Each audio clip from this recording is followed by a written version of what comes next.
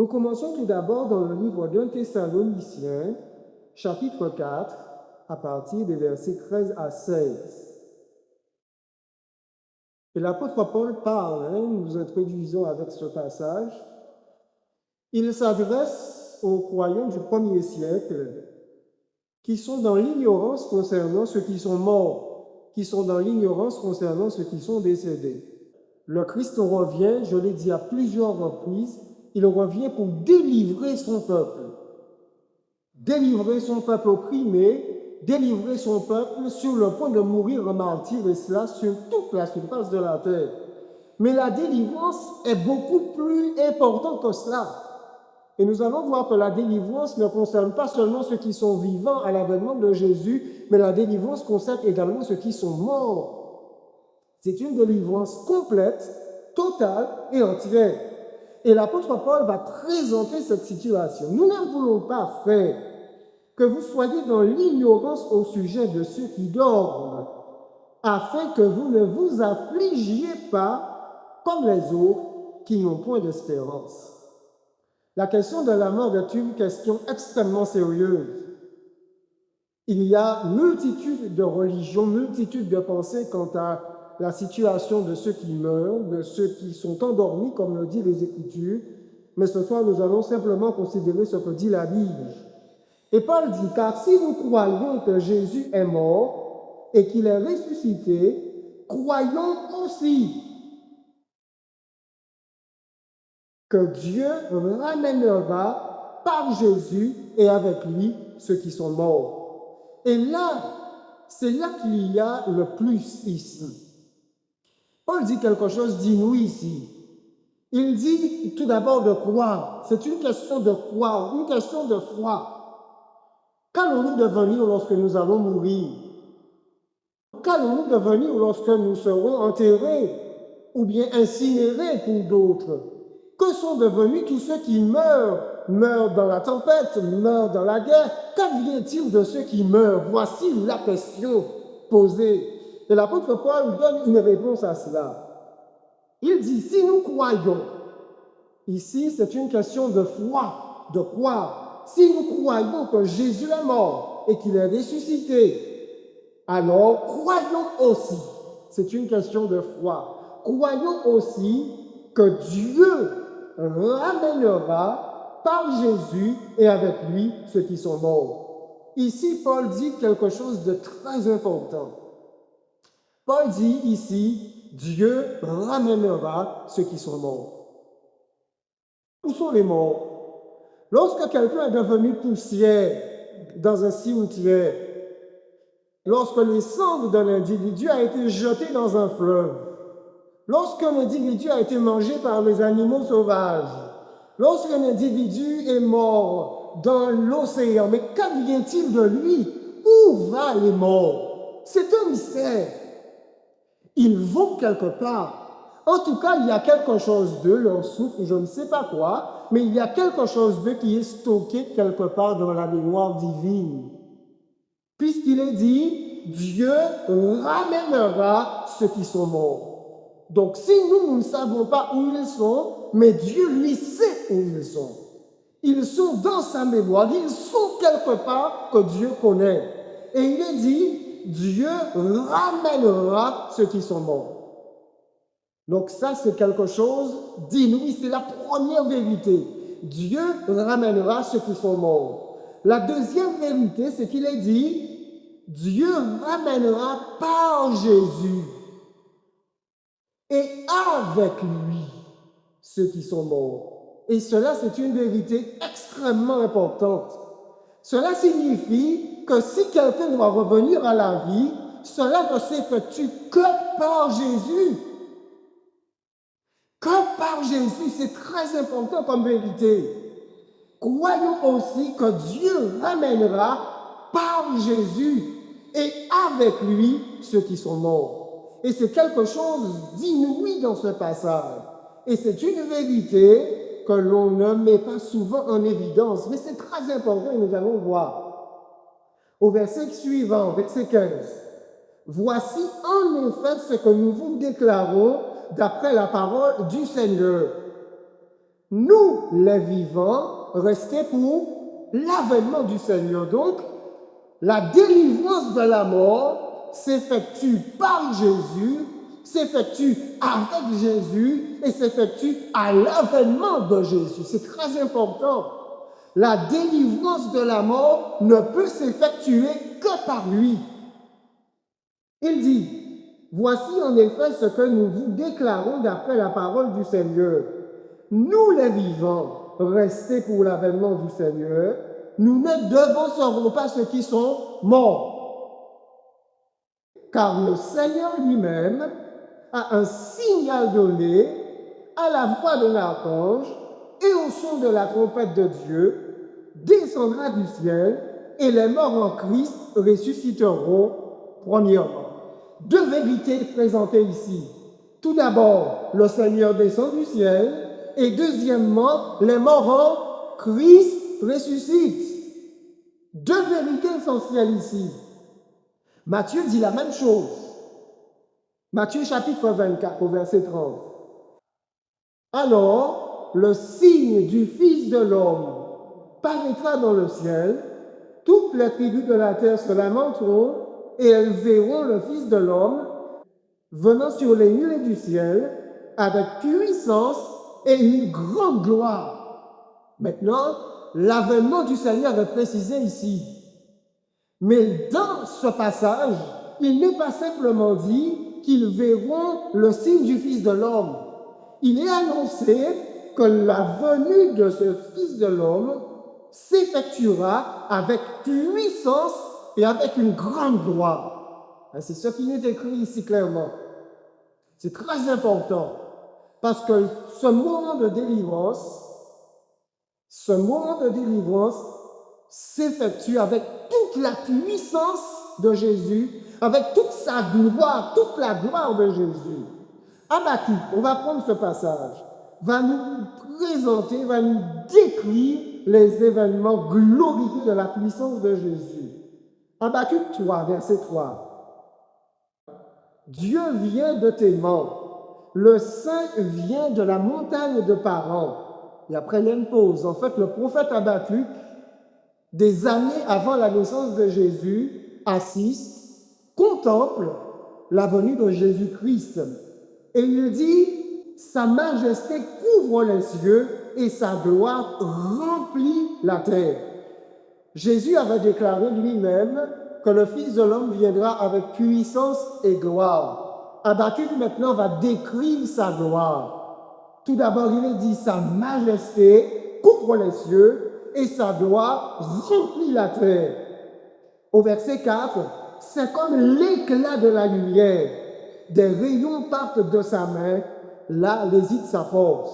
Au verset 3, il est dit que sa majesté couvre les cieux. Dieu va ressusciter par Jésus. Mais qui est Jésus? Jésus n'est pas n'importe qui. Jésus n'est pas n'importe quel ange. Il est dit, regardez bien, que sa majesté couvre les cieux. Donc, la personne de Jésus émet de la lumière. La personne de Jésus émet une intensité lumineuse formidable, extraordinaire, à tel point, son corps est étincelant, à tel point que sa majesté va couvrir les cieux. Et c'est ce qu'Habakkuk est en train de voir. Ensuite, il va dire, sa gloire remplit la terre. Donc, la majesté de Jésus va couvrir le ciel. Sa gloire va couvrir la terre. Et alors, on peut se poser la question, mais comment il peut faire ça? Comment il peut éclairer ainsi? Comment expliquer la nature de Jésus? Quel est son pouvoir? Qui il est?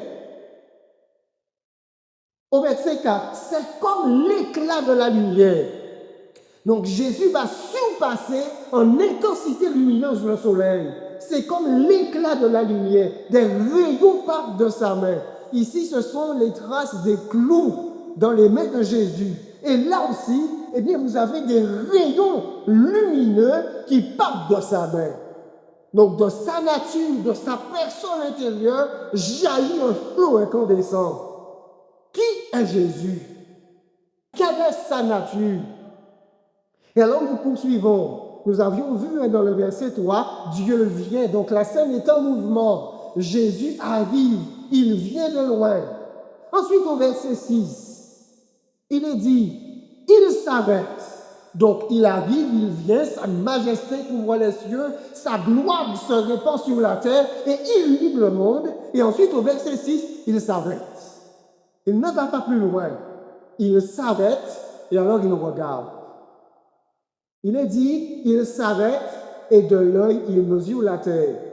Ensuite, il est dit, il regarde et il fait trembler les nations. Donc, il regarde et seulement à son regard, les nations tremblent. Il est dans les cieux, il est dans les hauteurs. Il s'arrête, il ne descend plus. Il s'arrête et son regard balaie la terre.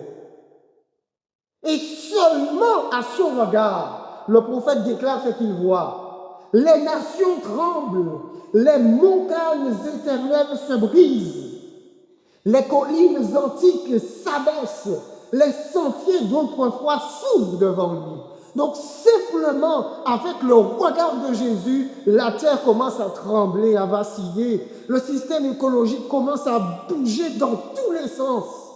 Les montagnes, les chaînes de montagnes se mettent à s'affaisser, à s'abaisser. Les collines antiques, les sommets élevés s'effondrent complètement. Et alors des vallées se creusent, l'eau va dans tous les sens, seulement avec son regard. Et alors on peut se poser la question, mais qui est Jésus? Qui il est vraiment?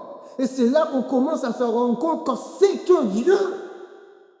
Ce n'est pas une simple créature, ce n'est pas un simple ange, c'est un Dieu. Et un Dieu s'approche de la terre. Et la terre ne peut supporter la venue de ce Dieu qui vient. Il est lumineux. La terre tremble dans tous les sens. Et le passage se poursuit au verset 10. À ton aspect, les montagnes tremblent, des torrents d'eau se précipitent, l'abîme fait entendre sa voix. L'abîme, c'est la mer. Donc seulement à l'aspect de Jésus, à l'aspect de ce Dieu qui vient, à l'aspect de ce Dieu qui est face à la terre, alors toute la terre est tremblante.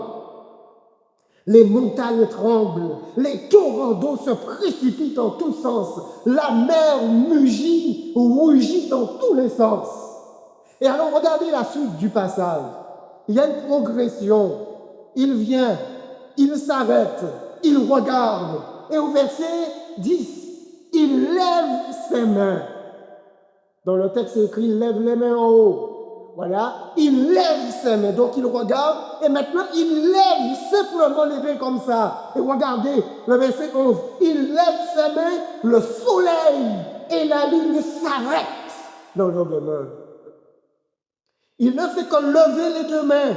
Et alors, le soleil s'arrête. La lune s'arrête. À la lumière de tes flèches qui partent. À la clarté de ta lance qui brille. Donc, voyez-vous, qui est ce Jésus? Comment il peut faire ça?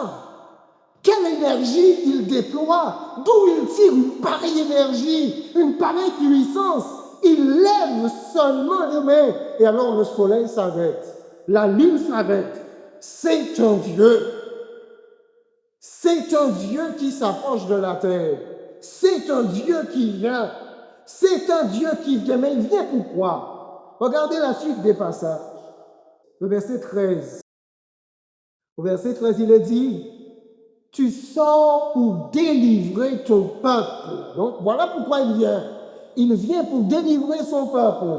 Tu sors pour délivrer ton peuple, pour délivrer ton roi. Donc voilà pourquoi il vient.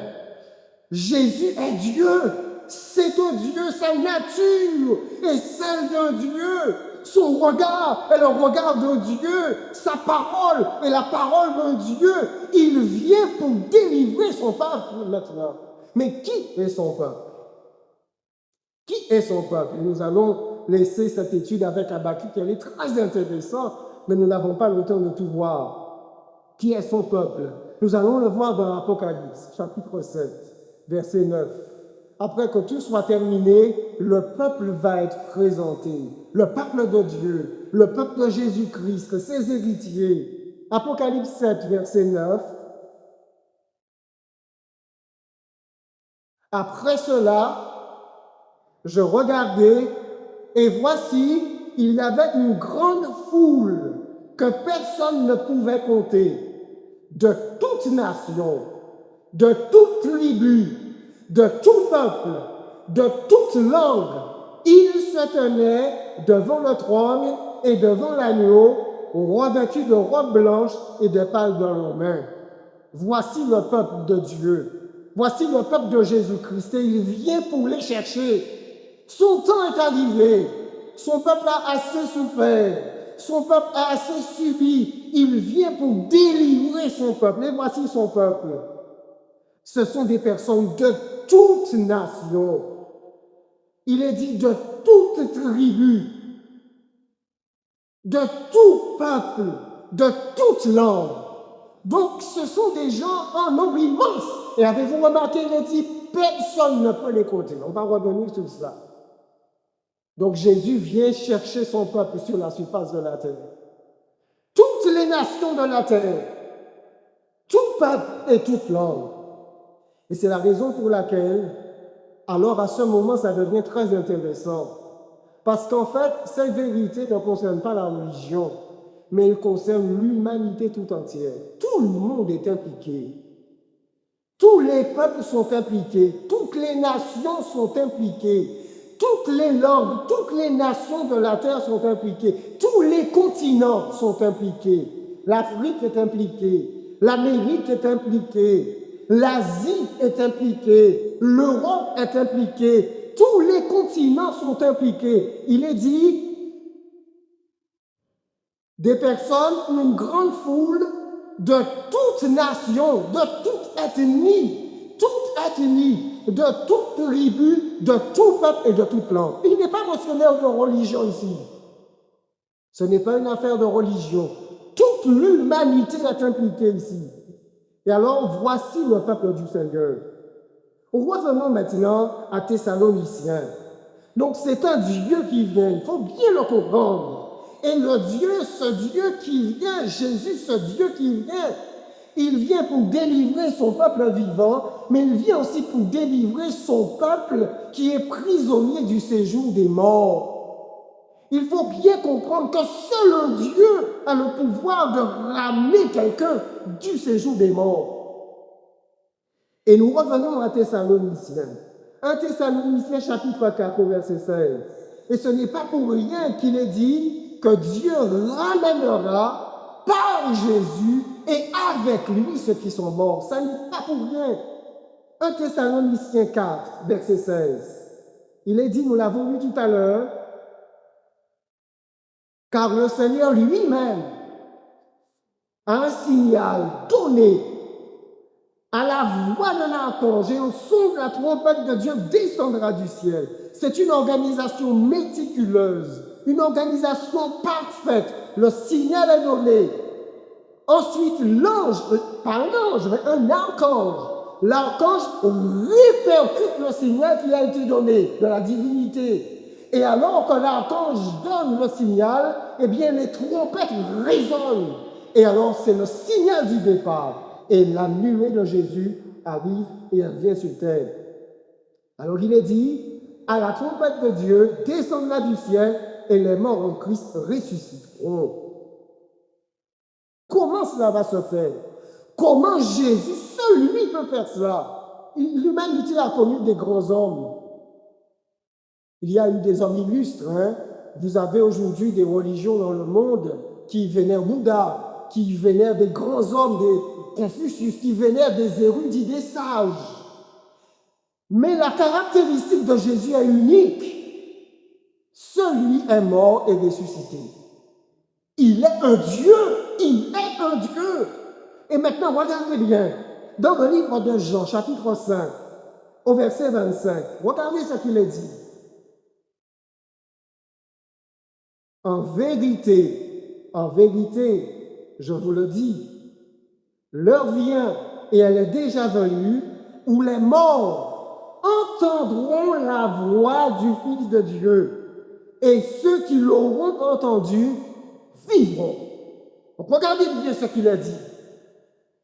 Comment la résurrection va s'opérer? Il a dit, les morts entendront la voix du Fils de Dieu, et ceux qui l'auront entendu vivront.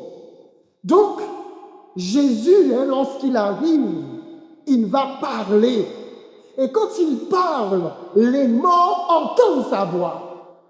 Et ceux qui l'entendent vivent. Et alors je pose la question, comment c'est possible? Comment Jésus peut-il faire ça? Sa voix, quelles sont les propriétés de sa voix? Quelles sont les propriétés de la voix du Fils de Dieu? Quelles sont les propriétés de la voix de Jésus-Christ? Ce sont les propriétés de la voix de Dieu. Ça nous dépasse. Ça nous dépasse. Lorsque Jésus va parler, alors les morts, où qu'ils soient dans l'océan, qu'ils soient sous terre, qu'ils soient en poussière, qu'ils soient des morts de milliers d'années, où qu'ils soient, la voix du Dieu va les faire revenir à la vie. Et Jésus l'a dit lui-même. Et il a répété 2 fois, en vérité, je vous le dis, l'heure vient et elle est déjà venue où les morts entendront la voix du Fils de Dieu et ceux qui l'auront entendu vivront. Donc toute la puissance de ce Dieu, on ne peut pas comprendre ça. Ça nous dépasse.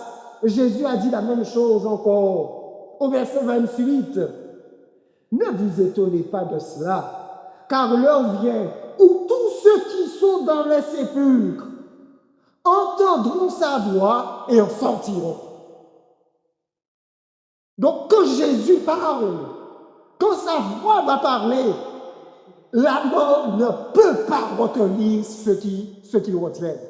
Et c'est pourquoi que lorsque Jésus revient, lorsque ce Dieu s'approche de la terre, il vient pour délivrer complètement et totalement son peuple.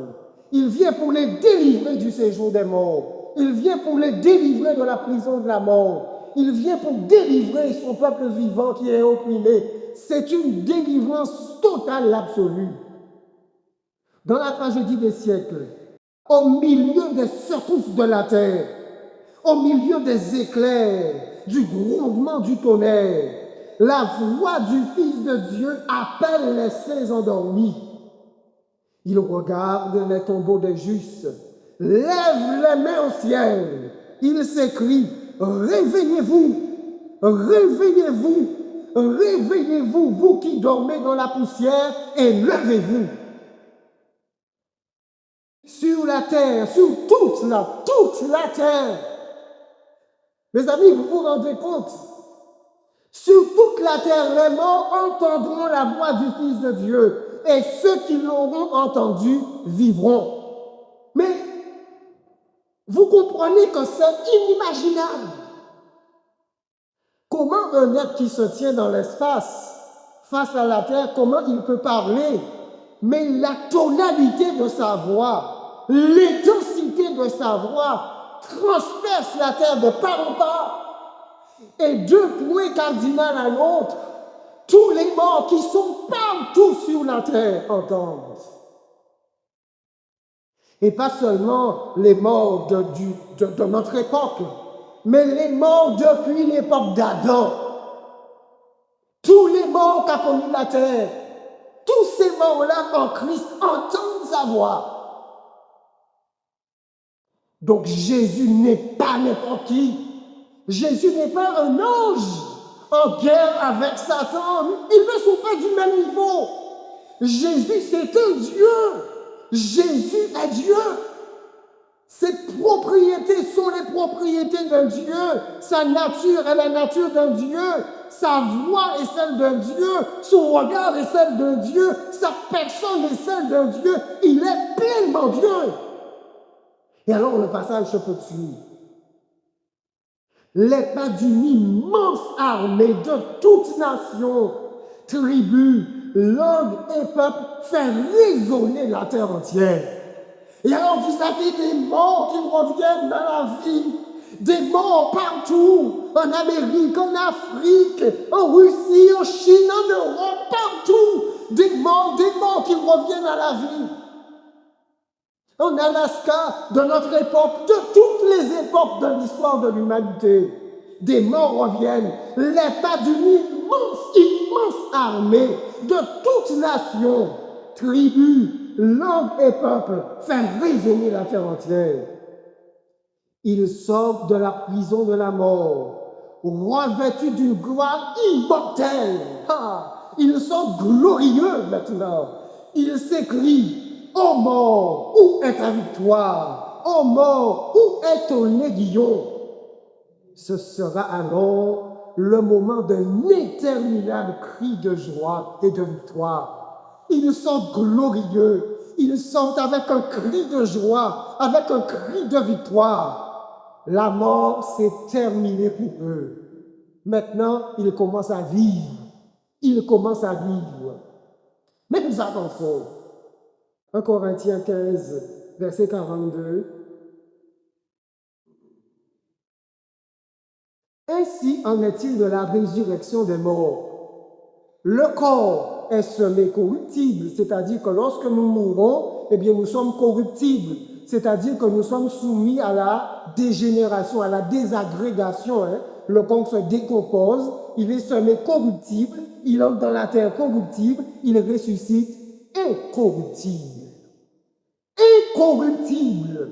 Nos corps, le corps humain maintenant, la nature humaine normale de tous les êtres humains, tous c'est pareil, qu'ils soient riches ou pauvres, c'est pareil. Lorsque nous entrons dans la tombe, nous pourrissons, les vers nous dévorent. C'est le cas de tous les hommes, quel que soit son niveau social et quelle que soit sa richesse. Le corps est semé corruptible, mais lorsqu'il ressuscite, il ressuscite incorruptible. La propriété de ce corps a changé. Il est incorruptible maintenant. Et Paul continue. Il est semé méprisable.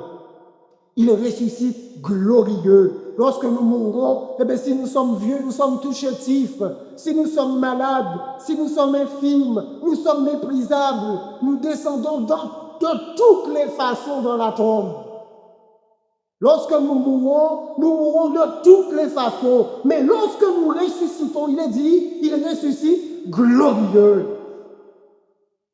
Il est semé infirme. Il ressuscite plein de force. Voilà ce qui arrive avec la résurrection. Voilà ce qui arrive lorsque le Dieu Jésus-Christ parle. Voilà ce qui arrive.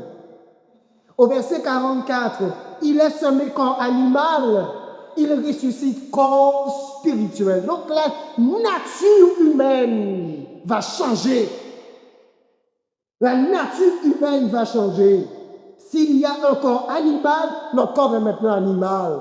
Mais alors ce sera, s'il y a un corps animal, il y a aussi un corps spirituel. Tel sera le corps. Tout sort de leur tombeau. Tout se lève avec la fraîcheur et la vigueur d'une éternelle jeunesse. Magnifique, hein? Voyez-vous cela, hein? La fraîcheur de la jeunesse, la vigueur d'une jeunesse éternelle pour les hommes de toute nation, de toute race, de toute tribu, de toute langue. Ils sont en nombre infini. Le Christ, ce Dieu, le Christ est venu restaurer ce qui avait été perdu. Il transforme nos corps vils. Il les façonne à l'image de son corps glorieux. Et vous avez vu le corps de Jésus. Son corps est glorieux. L'essence de son corps est lumineux. Nos corps sont transformés à l'image de son corps. Il les façonne à l'image de son corps glorieux. La forme mortelle, forme corruptible, dénuée de toute beauté, souillée par le péché, devient parfaite, belle et immortelle. Et c'est ça qui est magnifique. Les hommes, depuis l'Antiquité, les hommes ont cherché les secrets de l'immortalité. Depuis l'Égypte, antique, en passant par de nombreuses nations et de nombreux sites de l'Antiquité en témoignent, eh bien, les hommes cherchaient le secret pour vivre éternellement, pour conserver le pouvoir éternellement, pour conserver la richesse éternellement, pour conserver la jeunesse, la fraîcheur, la fermeté du corps éternellement. Mais jusqu'à maintenant, ça n'a pas été trouvé. Mais voici le secret. Hein? Le secret, c'est Jésus. Le secret, c'est ce Dieu. C'est le Fils de Dieu. La forme mortelle, hein, il est dit, corruptible, dénuée de toute beauté, souillée par le péché, devient parfaite, belle et immortelle. Toutes les imperfections, difformités sont abandonnées dans la tombe.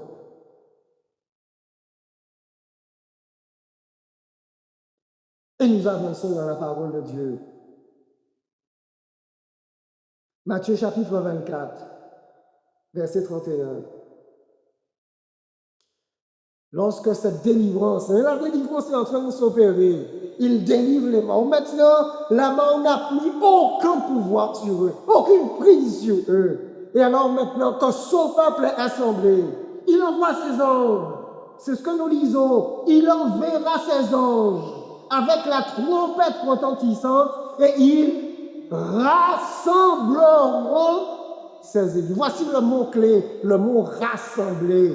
Et ils rassembleront ses élus des 4 vents, c'est-à-dire des 4 points cardinaux, des 4 vents, depuis une extrémité des cieux jusqu'à nous. Donc il a ressuscité son peuple, il a ressuscité ses héritiers, il a ressuscité ses élus partout, et maintenant il va les rassembler. Tous sont rassemblés. Et Madame White le commente magnifiquement, hein? Elle le commente parfaitement. 1 Thessaloniciens, la même chose, 1 Thessaloniciens 4, verset 17. Ensuite, 1 Thessaloniciens 4, verset 17. Ensuite, nous les vivants, qui serons restés, nous serons tous ensemble, enlevés avec eux sur des nuées à la rencontre du Seigneur dans les airs. Donc le Seigneur ne pose pas le pied sur la terre. À son second avènement, il ne vient pas sur cette terre. C'est clair et net. Hein? Nous ne faisons que lire la Bible. Ensuite, nous les vivants qui serons restés, nous serons tous ensemble, dit Paul, enlevés avec eux sur des nuées à la rencontre du Seigneur dans les airs. Et ainsi nous serons toujours avec le Seigneur. Et Paul dit aux croyants, consolez-vous donc les uns les autres par ces paroles. Les petits enfants sont portés par les saints anges dans les bras de leur mère. Les amis, longtemps séparés par la mort, sont réunis pour ne plus jamais se séparer. Avec des chants de joie, tous s'élèvent vers la cité de Dieu. Et c'est la tragédie des siècles. Hein? J'ai simplement développé cette partie dans la tragédie des siècles. Et alors, tous s'élèvent vers le Seigneur, hein? Un nombre innombrable. Et je voudrais revenir sur le passage d'Apocalypse chapitre 7, verset 9. Jean, l'apôtre Jean dit, « Après cela, je regardais et voici, il y avait une grande foule que personne ne pouvait compter. » J'aime ça. Avez-vous remarqué? La Bible, Jean aurait pu dire une foule composée de milliards et de milliards, de millions et de millions, de milliards et de milliards. Mais il dit que la foule est tellement nombreuse qu'on ne peut pas la compter. Donc ça veut dire qu'il y aura des êtres humains, il y aura des hommes, il y aura des femmes, il y aura des enfants, il y aura des êtres humains qui seront sauvés. Une grande foule que personne ne pouvait compter. Incontable. Depuis l'époque d'Adam jusqu'à l'époque de l'avènement de Jésus. Une grande foule que personne ne pouvait compter. Qui sont-ils? Seulement des chrétiens? seulement des croyants. On a vu ce qu'il est dit. Il est dit de toute nation, de toute tribu, de tout peuple, de toute langue. Toute langue, vous vous imaginez la quantité de langues qu'il y a sur cette terre, la quantité de nations qu'il y a déjà sur cette terre. Eh bien, le Seigneur a ses héritiers qui viennent de tous ces endroits-là, partout. Parmi les païens, ceux qu'on appelle païens, ceux que nous aimons à mentionner et à considérer comme païens. Regardez ce qu'elle dit. Elle dit cela dans le livre Jésus-Christ. Parmi les païens, il y a ceux qui adorent Dieu par ignorance. Ceux à qui la lumière n'a jamais été apportée par un instrument humain. Ils ne périront pas. Donc il y a des gens que nous n'avons jamais apporté pour eux l'évangile, que nous n'avons jamais porté pour eux aucun verset biblique. Il y a des gens partout dans tous les pays, dans tous les territoires, qui n'ont jamais été évangélisés par quiconque. Il a dit, il y en a parmi les païens. Elle ne dit pas les chrétiens, elle ne dit pas les croyants. Elle dit parmi les païens, il y a ceux qui adorent Dieu par ignorance, même s'ils le font mal.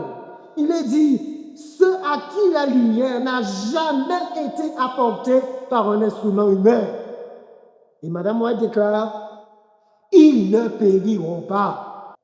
Bien qu'ignorant de la loi écrite de Dieu, ils ont entendu sa voix leur parler dans la nature. Ils ont accompli les choses que la loi exigeait.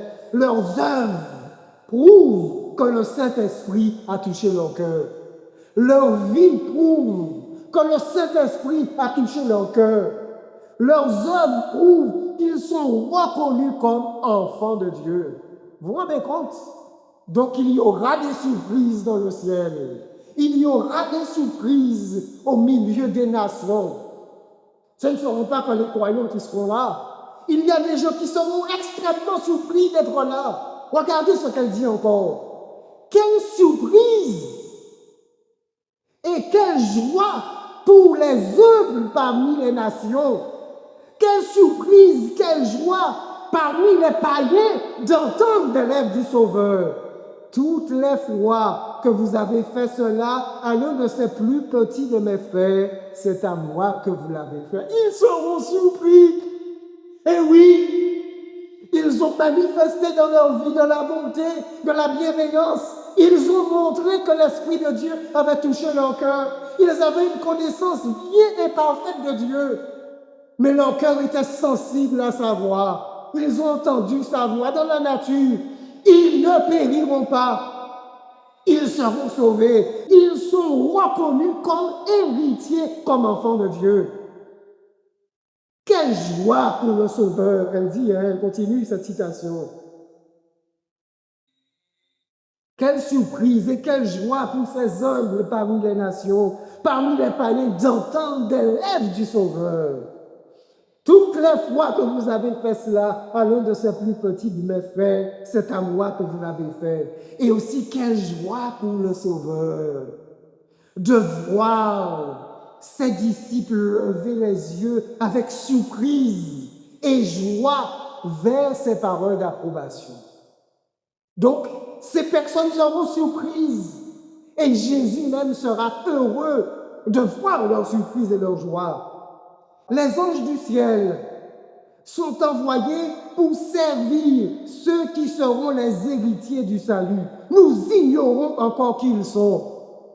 Il n'est pas encore révélé qui vaincra, qui partagera l'héritage des saints dans la lumière. Mais les anges du ciel parcourent la terre de long en large, en tous sens, cherchant à réconforter les affligés, cherchant à protéger les menacés, cherchant à gagner le cœur des hommes au Christ. Nul n'est négligé, nul n'est ignoré. Dieu ne fait exception de personne et prend soin de toutes les âmes qu'il a créées avec la même attention. Voyez-vous, un tel Dieu. Il y aura des personnes sauvées. cette foule, un nombre innombrable, incontable, on ne peut pas la compter, tellement qu'il y a du monde. Cette citation, vous l'avez dans le livre Jésus-Christ, vous l'avez dans le chapitre à l'un de ses plus petits de mes frères, et c'est une citation que j'aime. Le Seigneur n'est pas borné, hein? Son cœur n'est pas tout petit, son cœur embrasse l'humanité tout entière. Les héritiers de Dieu, je vais terminer avec ce dernier paragraphe. Les héritiers de Dieu viennent des mansardes, des taudis, des prisons, des échafauds, des montagnes, des déserts, des antres de la terre et des profondeurs de la mer. Ils viennent de partout, hein, de partout. Ils ne sont plus faibles, plus affligés, dispersés et opprimés. Désormais, ils seront toujours avec le Seigneur. Et maintenant, ils entourent le trône plus richement vêtus que les hommes les plus honorés de la terre. Ils portent sous leur couronne des diadèmes plus précieux que ceux des souverains. Les jours de souffrance et de larmes sont à jamais passés. Le roi de gloire a effacé les pleurs de tous les visages. Toute cause de douleur désormais a disparu. Et voilà, je termine ainsi avec ce passage pour ce soir. C'est une belle et magnifique nouvelle. Les héritiers de Dieu, ils proviennent de partout, de tout peuple, de toute nation, de toute langue. Certains sont immensément riches, comme vous le savez, les Zachée, d'autres sont immensément pauvres. Certains, ce sont des chefs d'État, d'autres, ce sont des hommes de ce monde. Dieu ne fait pas exception de personne. Dieu cherche à sauver tous les hommes. Dieu cherche à rassembler le plus grand nombre possible d'êtres humains dans la joie de l'éternité. Quel Dieu formidable, quel Dieu bienveillant, quel Dieu merveilleux. Puissions-nous nous placer de son côté. Il a prévu que ce sera son Fils qui est pleinement Dieu, Jésus-Christ, parfaitement habilité à réaliser cette œuvre. Que nous puissions croire en lui et nous abandonner entièrement à son projet. C'est là mon souhait pour chacun. Amen.